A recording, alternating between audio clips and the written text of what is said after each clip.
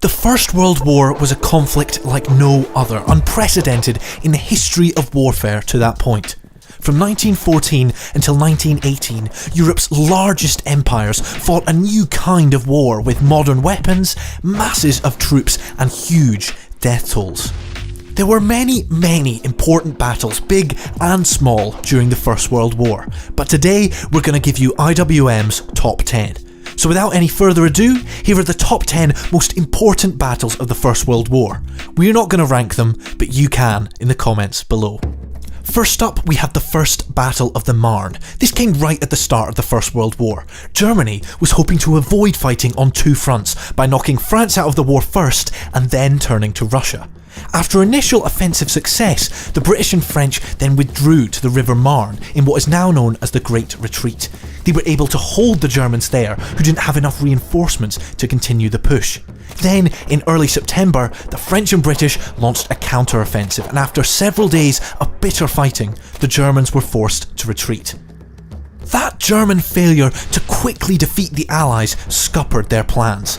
Though the Battle of Tannenberg in the east against the Russians had been a success, the combination meant that the war would not be over anytime soon. The battle also marked the end of mobile warfare on the Western Front. The terrible casualties sustained out in the open meant that soldiers began to dig trenches, which would come to dominate the Western Front until 1918. Next up is Gallipoli. Now this was the land-based part of a larger strategy to allow Allied ships to capture Constantinople and knock Ottoman Turkey out of the war. But those lofty goals would not be met. The first Allied landings were easily contained by Ottoman troops, with a stalemate quickly setting in, most famously at Anzac Cove, where Australian and New Zealand troops were based. In the summer heat, casualties mounted heavily, sickness was rampant, food became inedible, and there were swarms of black flies everywhere. Later, a new assault was launched at Suvla Bay, but this too failed, and stalemate quickly returned. In December, it was finally decided to evacuate. Gallipoli would become a defining moment in the history of both Australia and New Zealand, revealing traits that both countries have used to define themselves ever since.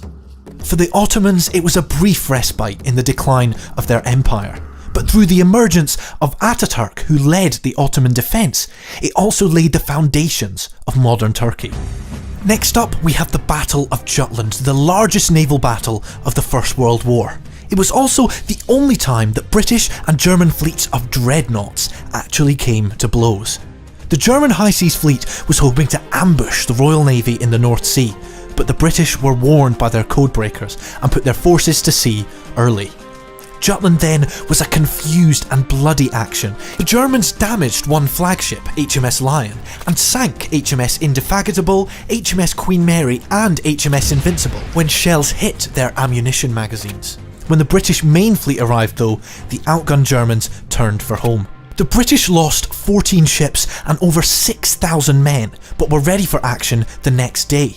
The Germans had lost just 11 ships, but would never again seriously challenge British control of the North Sea, and that allowed Britain to implement the blockade that would contribute to German defeat in 1918. Next up, we have the longest battle of the First World War, the Battle of Verdun.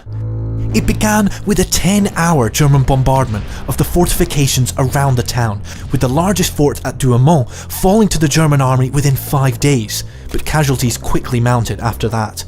In the summer, German troops were moved away to cope with British and Russian offensives elsewhere, allowing France to retake the lost ground. Through the careful management of their army and the resilience of their troops, France secured a defensive victory by the year's end. 430,000 German and 550,000 French were killed or wounded in the battle. The trauma of this loss not only affected French decision-making, but it had a lasting effect on the French national consciousness. The attack at Verdun had drastically reduced the number of French troops available, meaning Britain and its empire would have to lead the big push on the Western Front. Next is one you knew would be on this list, the Battle of the Somme. For many in Britain, it's one of the most painful and infamous episodes of the First World War. The pressure on the French at Verdun throughout 1916 made action on the Somme increasingly urgent, but despite a 7-day bombardment before the attack on the 1st of July, the British did not achieve the quick breakthrough they were aiming for, and the Somme quickly became a deadlocked battle of attrition. Over the next 141 days, the British advanced a maximum of 7 miles. British casualties on the first day alone, numbering over 57,000, make it the bloodiest day in British military history. The Somme, like Verdun for the French, has a prominent place in British history, coming to represent the loss and apparent futility of the First World War. But the Allied offensive on the Somme was a strategic necessity, fought to meet the needs of an international alliance. It also, as the first outing of the tank, taught British commanders important lessons that would contribute to eventual Allied victory in 1918. Next, we're heading to Russia for the Brusilov offensive. This would be the most successful Russian operation, and one of the most successful breakthrough offensives of the First World War. Named after the Russian commander who led it, the attack used short, sharp artillery bombardments and shock troops to exploit weak points, which helped return an element of surprise to the attack.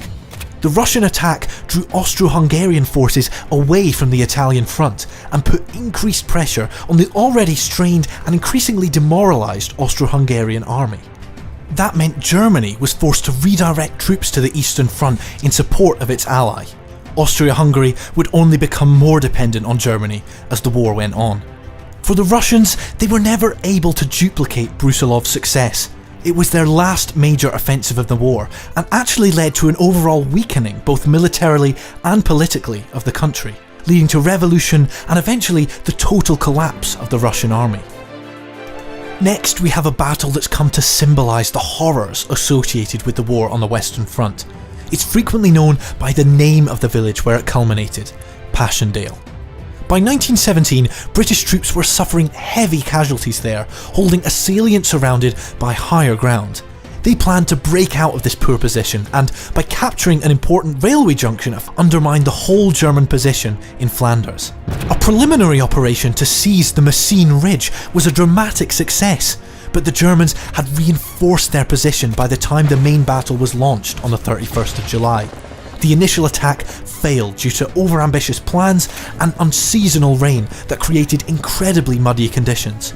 Although the Canadians finally captured Passchendaele Ridge on the 10th of November, the vital railway still lay 5 miles away, and the offensive was called off. Many soldiers felt utterly demoralised, and the government's confidence in Sir Douglas Haig hit an all-time low.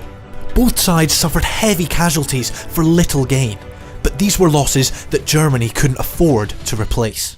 Next up, we have the German Spring Offensives, a calculated gamble for Germany trying to tip the balance on the Western Front once and for all. After the defeat of Russia, Germany concentrated all of its resources on the Western Front, while facing them were weary Allied soldiers that had been on the offensive for 3 years. They were met with a huge concentration of German artillery, gas, smoke and infantry who achieved unprecedented gains measured in miles rather than yards. But in the face of the onslaught, the Allied line bent but did not break.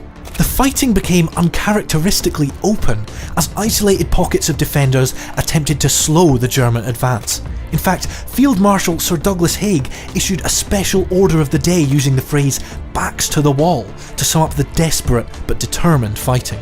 Whilst the German offensives were a tactical success, they were a strategic failure.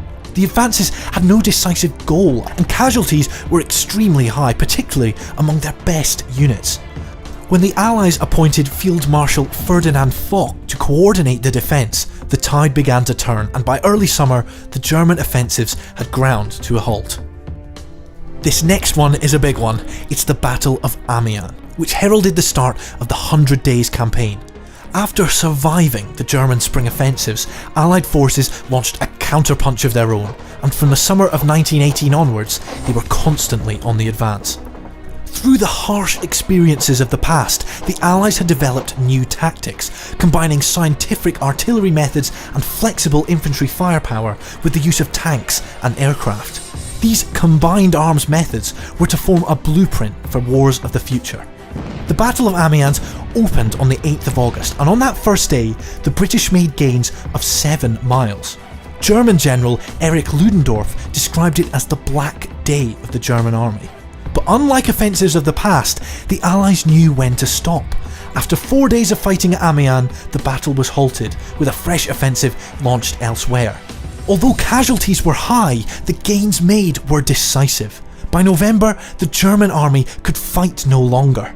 The 100 Days was an impressive feat of arms that led to Allied victory.